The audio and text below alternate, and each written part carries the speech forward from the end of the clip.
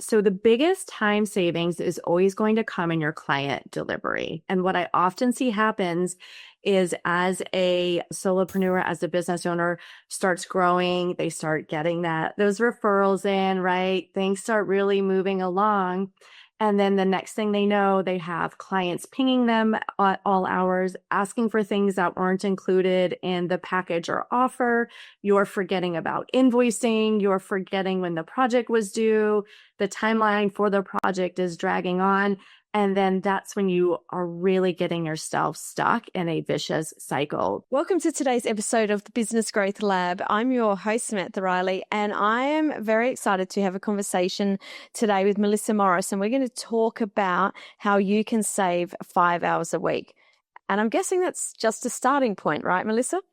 It is indeed. Let's have this conversation. So why don't you tell us a little bit about your backstory so we know where you're coming from? I think that'll set a really good context for this episode.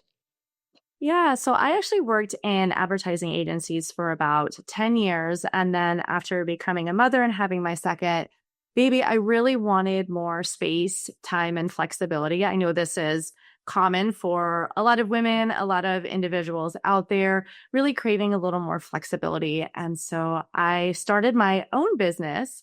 And just like many of you out there, started to gain clients, which was great, but then also was quickly feeling like, wait a second, I wanted flexibility and all this work-life balance. Why do I feel like why do I feel like a dog chasing my tail? What's going on here? And so I had to take a step back and work to really start taking a hard look at my business in some ways that I could implement some really smart automations, nothing too tech savvy. I don't want to scare anybody off by saying that word, but where could I just be really smart and strategic and implement some real time savings? And it worked. It worked like a champ. So now I really love to share that message with others who are growing their business. Because, sometimes the idea of hiring doesn't really make sense yet. And so where can we really start getting a lot of extra time without looking to try and grow a team or get ourselves buried in a lot of fees? Yeah. And you mentioned then hiring doesn't make a lot of sense. There's something else that I see is that people think, oh my goodness, I'm chasing my tail. Like you said, I need to hire, but they're not ready to hire. And then what we see, and by the look on your face, you know exactly what happens next. Yes. We see coaches, business owners that are actually busier because their assistant, their VA is coming back and going, what do I do next? What do I do next? You're like, oh my goodness, just let me concentrate, because they don't have the systems and processes in place. So I think that this is a really good starting point, not just to save yourself 5 hours a week, but to prepare to move into that CEO role where you do have a team or even just a VA, a lean team to help you, so that you can get out of those operator tasks and shift into that CEO role. Yeah, I think you really hit the nail on the head. And I'm so glad you brought that up too, because that is a tendency, right? I'm really busy. And I think a lot of advice we hear in the online space, or we hear people talking and they say, well, just hire a VA. Mm-hmm. And then you're exactly right. I go and I hire a VA. And then suddenly I just have somebody looking at me, asking me a bunch of questions, or I'm trying to dig up and show them where to find something or how to work something. And then I see this cycle of they hire somebody, they're working with them a few months, and they say, oh, that didn't work out. Yeah, and then they're beating themselves up. Yeah. Oh, it was a bad hire. I don't know what I'm doing, my business. And then they go along for a while, and then they try again. And this cycle is expensive. It's stressful. And then you just feel stuck and you're not really sure how to get yourself out of it. Totally. I remember having a conversation with a prospect. It was a good 5 years ago now. And she was saying that over the course of many years, she was hiring these people. And she's like, I don't know what's wrong with the market, like with the job force, because every few months I'm hiring someone different. I have to keep firing them. And like straight away, the alarm bells ring. So I'm like, yeah, you do every now and again, you have a bad hire, but multiple. So I sort of dived in a bit and I was like, well, what sort of processes do you have? This conversation she started to get really quite uncomfortable, I could tell, because there was nothing there. And she was expecting an assistant to come in and actually run her business. And You're the CEO. That's not You how it run the works. business. Like, it doesn't Yes. work like that. It doesn't. It doesn't work like that. And this isn't to beat up on VAs. I think, No. like you're saying, there's a lot of really great ones out there, but I'm here to tell you, none of them read minds. Like they just don't. They don't. They can't come in and clone you and read your mind. And so we really need to equip them and have, like you said, some processes in place and some basic tools to support them so that ultimately they can really take some tasks off your plate. Totally. All right. So if we're talking to people out there right now that haven't hired someone, but they're starting to think potentially I can see it in the nearer future, what do they need to start getting in place now? Like, how do they start by saving the 5 hours a week? Let's start there before we move into sort of where to go next. Yes, great question. So the biggest time savings is always going to come in your client delivery, because client delivery is where you bump up against the variable of another human being. And they, just like a VA, cannot read your mind. And what I often see happens is as a solopreneur, as a business owner starts growing, they start getting those referrals in, right? Things start really moving along. And then the next thing they know, they have clients pinging them at all hours, asking for things that weren't included in the package or offer. You're forgetting about invoicing. You're forgetting when the project was due. The timeline for the project is dragging on. And then that's when you are really getting yourself stuck in a vicious cycle, because what should have taken 15 or 20 hours to complete is suddenly turning into a project that's taking 30 and 35 and 40 hours to complete. And this is where we start getting really frustrated as well, because we think, gosh, I'm working so hard and I'm just so busy, and it's not really showing up right on the bottom line. And I don't really feel it in my bank account. What has happened? And so the first step is, okay, we need to take a look at some really clear scoping of your offers and really get clear on what your client delivery for your service offering looks like. Then we can actually work to maybe streamline that, create a process, find a tool that could support that, so that ultimately we can delegate that. So I always say we can't refine anything until we've defined it first. So that's the key there. What's your personal process for defining what that looks like? Is it just a brain dump? Is there a framework? Like how do you help people go through that process? So I have a DISCO framework, and this is how I work it through with my clients. And I've actually found what's really helpful is to talk this through with someone who does not know your offers. Because what I see every time is the business owner, because of course we want to start, let me back up a minute. Of course we want to start with a bit of a brain dump. What am I going to do? When am I going to do it? What's included? What do the steps look like? But oftentimes as a business owner, we're just so close to it. We just don't know what the other people aren't going to know. So what happens is when you start talking this process through with somebody else, and you say, I'll, be working with an agency owner and say, okay, well, tell me about what's step one. Well, step one is I go and grab the graphics. Well, where are the graphics? Oh, they're in a folder on Google Drive. Well, what folder in Google Drive, right? You see how all of a sudden, but if I had just told a VA, well, first you do the graphics. Well, they have all the same questions that I'm going to have. So I think it's really useful to work through that process. So the DISCO framework, we start with D, is we're going to define, and that's what it looks like. It really looks like a brain dump. And I encourage you to have somebody to keep asking you, and then what happens? Where do you find that? What do you do next? Let them poke all the holes. And then once we've done that, we can identify opportunities to streamline, to maybe it's a canned email that we're going to create to send a proposal. Maybe it's a canned email or a template for our graphics and that we're going to send off to get approval. So we've got to define it first, then we can move through and now start to identify and look for those opportunities. Do you use or have you used any AI tools to actually make that process easier? Where I have found AI tools have been really supportive is in the processing and documentation after. the conversation.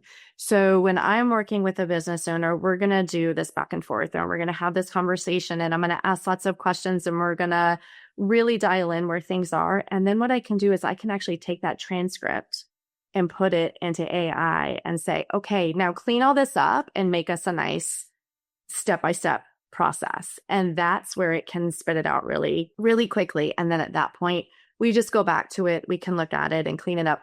But that makes your documentation really easy. But I would really encourage you not to skip the step of really having that deep dive and exploring what each step of your workflow looks like. Once you've identified what all of those pieces are and you're talking about, I'll just go grab that graphic and pop it in Google Drive and you're starting to get these processes down. How do you record these processes and where are they kept so that people actually use them? Because I'm sure, well, you know, being an 80s girl and 90s girl, you know, I remember being in my first jobs where the processes was in massive, thick folders that were, you know, up on a wall somewhere that had a lot of dust because people didn't go and look in them.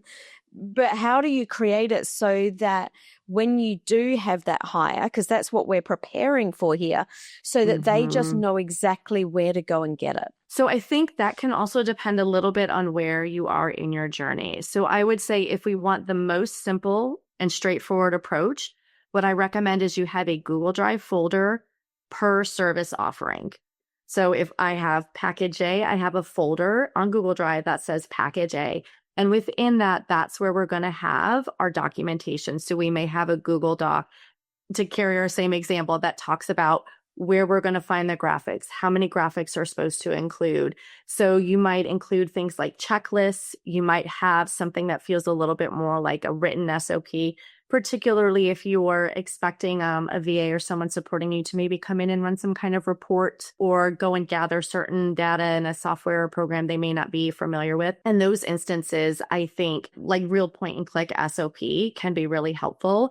But I would also say don't underestimate the power of things like checklists, templated emails, templatize your proposals and your contracts. Do you have a way to easily capture revisions that are coming through from clients and communicate back with them? So I even think starting with checklists and templates organized in a Google Drive can be a really simple but such a powerful way to start saving some time. And then if you're ready, if you've already been playing around in a project management tool and you've got one going and you're feeling good about that, then I actually recommend you can start to drop things right in there. So what can be really nice then is if we have a task that says, go grab the graphics, right inside that task, we have that checklist that we've talked about. Maybe we're pointing to some templates or we're pointing to some really good examples that they can look to. And then when VA assistant is on board, we just assign that task to them and really the resources they need are right there in the task. Okay, cool. Loving this. We did jump a little bit forward there. My brain just went, oh my goodness, I took you over there. Coming back for just a little moment, you were talking about onboarding clients. So you were talking about getting really clear on what that task is. What are some of the tech assistance that we might need to be able to get these onboarding processes nice and tight? Yeah. So, and the reason why I love looking to client onboarding first, so I had mentioned client delivery, which is actually the work that we're going to do to fulfill the offer and to serve our client. But what can be really helpful too is to start to look at client onboarding first. Some people see that as separate, some people don't. So I like to make a point to talk about that distinction.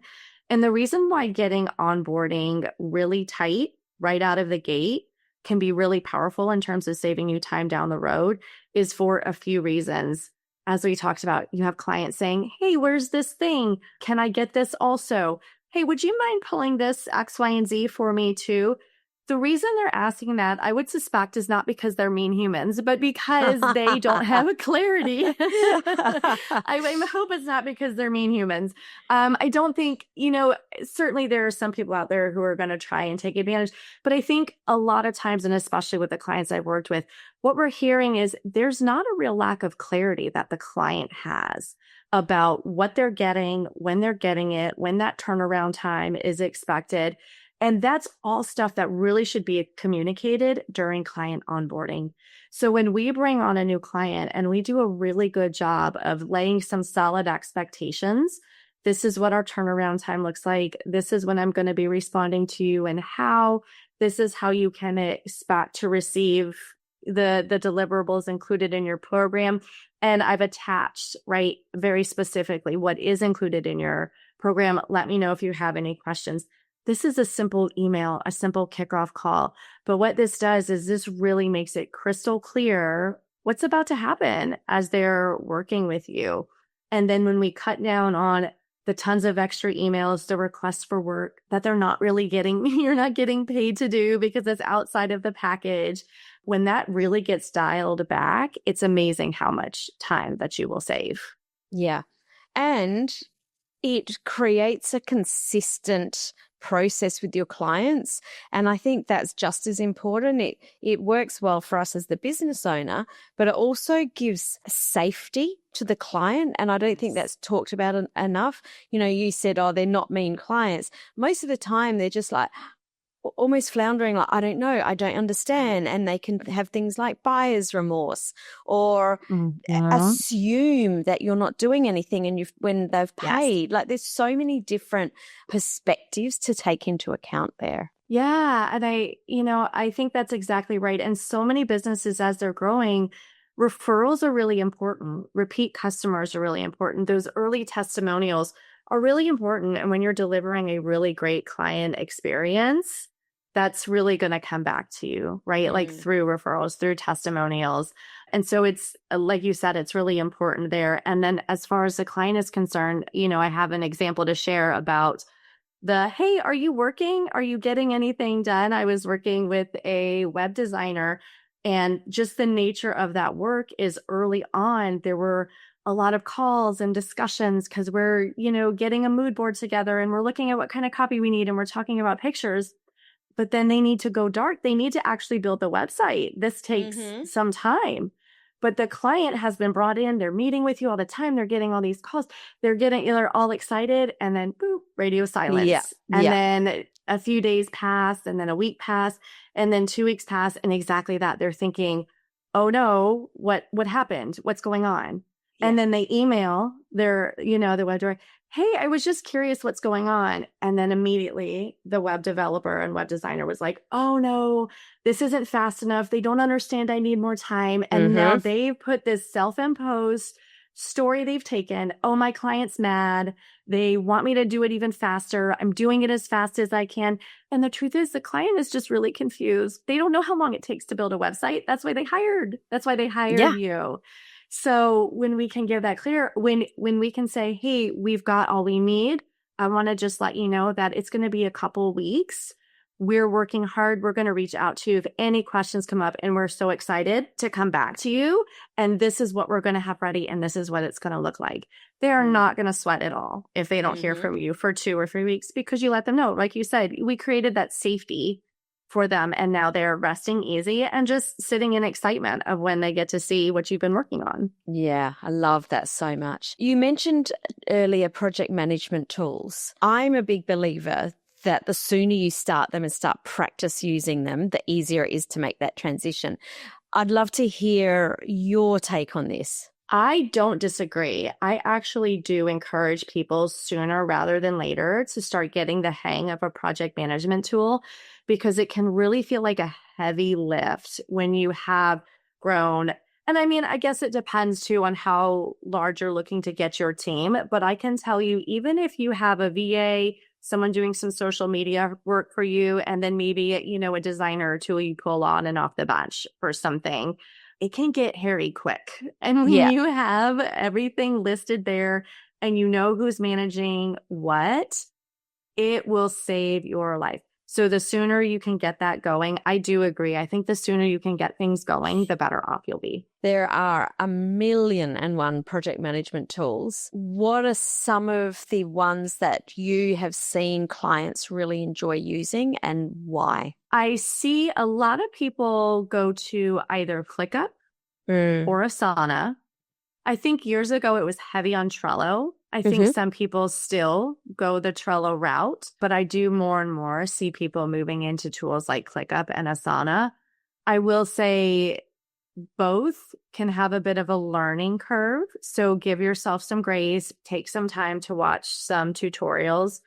But my recommendation would be is if you are looking to have any sort of support in your business down the road, then I would go a ClickUp or Asana route versus Trello, because I have found that Trello works really well for solopreneurs, a couple of assistants, but sometimes there are struggles. Now, of course, that's, I'm sure there's somebody out there with a team of 10 and they're using Trello beautifully. But I would say, like, for a lot of use cases, there can start to be some friction points there. And so I usually move people in the direction of something like ClickUp or Asana. Yeah, they're both fabulous tools. And I think it's really important to try a project management tool, because even though we've just talked then about some really good ones, it's quite personal, a project management tool. It is so personal, and definitely try them. But if it doesn't feel like the way that you work, then definitely move on sooner rather than later, because it's really hard once you set one up to actually make the switch. And I know for me, Asana is one that I did use early on, and I just never gelled with it. We did go to Trello. We did try it. I think we got to about 17 members and just went, no, I can't do this. It's just not robust enough for what we want. But it's what I love about Trello is how visual it is. And if you're someone like me that loves to put Post-it notes up on the wall, then moving to Trello makes it super easy, because it's just Post-it notes on a screen essentially. Yes. But oh my goodness, ClickUp's absolutely fabulous. I love ClickUp. My favorite. It's actually my favorite project management tool for a number of reasons. But you're right. I think it's not for everyone. First, that tool is not for everyone, right? And like we said, I've seen, and you experience yourself, as teams start to grow, Trello can feel very confining, but there's probably teams out there doing beautifully and have very large teams. And so that can make this process feel even more confusing. And so my tips for you there are, look at your workflow first, right? And really start to figure out, what do I need? What do I need to keep track of? Because sometimes simple things are a big deal. So for example, unless it's very recently changed, Monday.com, a project management tool, doesn't have a recurring due date feature. Their recommendation is once you're done, you just manually push out the due date. So for a lot of business owners, if they have anything that's sort of like maybe a social media company, a bookkeeper, anybody who's working with a client on a fairly routine basis and has things they want to send to them, maybe weekly or monthly, that could feel like a real sticky point where it's not going to automatically update itself. And a simple little feature could mean the difference between this tool feels awful and painful and this tool is changing my life, right? Yeah. Because of like some very simple features. So having that in your mind of what are some features that feel really important to you can also help guide you in the right direction. Totally. Okay, we've talked SOPs, basic, we've talked project management, we've talked onboarding. Where else can we look to save these 5 hours a week? Yep. So I think even starting to introduce some basic automation can be really valuable. And some of the initial ones I think a lot of people look to, and I think probably a lot have, are like a scheduler, where I can send a schedule out to a client. They can find a time that works well for them and book that in. There are CRM, so customer relationship management tools.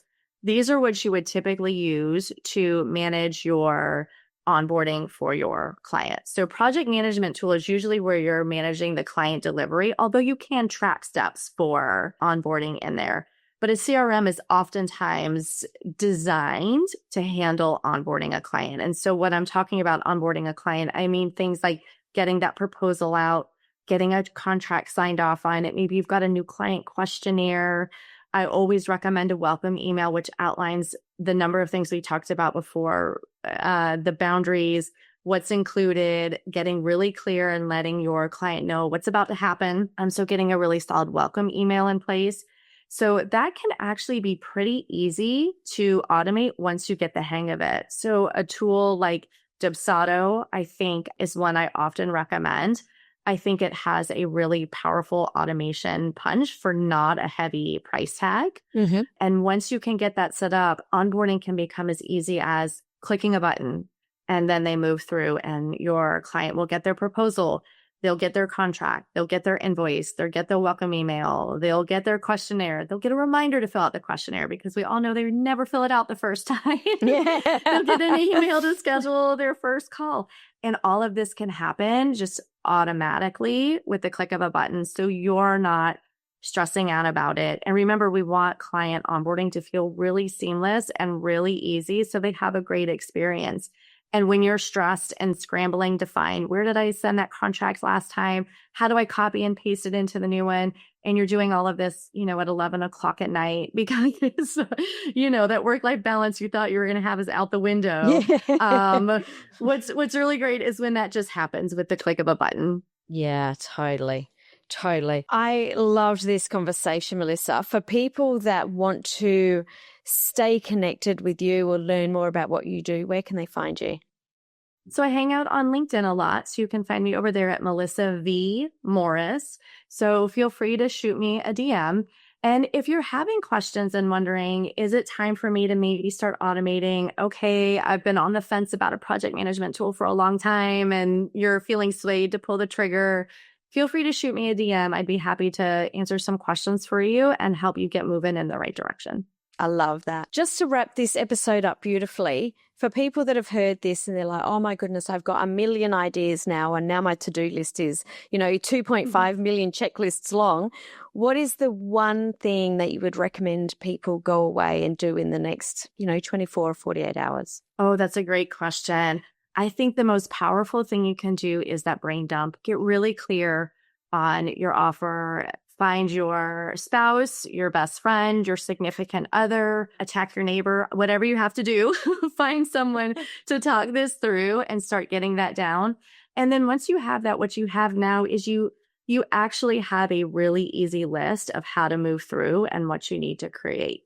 Now, with that being said, that list could feel overwhelming. Mm-hmm. Build it as you go. So wherever you're at in the process of package A, right? Maybe I'm not up here at step 1, I'm down at step 17. Just start creating the task in ClickUp for step 17.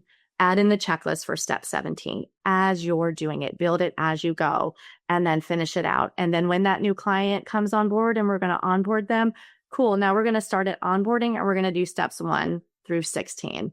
But again, we can't start to refine. We can't build unless we've defined, unless we know what it is we're trying to accomplish. I just want to highlight how much gold you just gave there, because there was something in there that absolutely trips people up. And that was create it as you go, because I think so many people try and put the time aside to create the systems or the processes, and the time never comes. Like you said, we're doing things at 11 at night. We never get, and they get pushed and they get pushed and they get pushed. Where if you create the system as you're doing it, it just automatically happens. And so I highly recommend that you really take that seriously, what Melissa just said, because it is the only way that you'll move forward. Because, being a business owner, there's so much to do. So Melissa, thank you so much for sharing your tips today. It's been a pleasure. Oh, thank you so much for having me.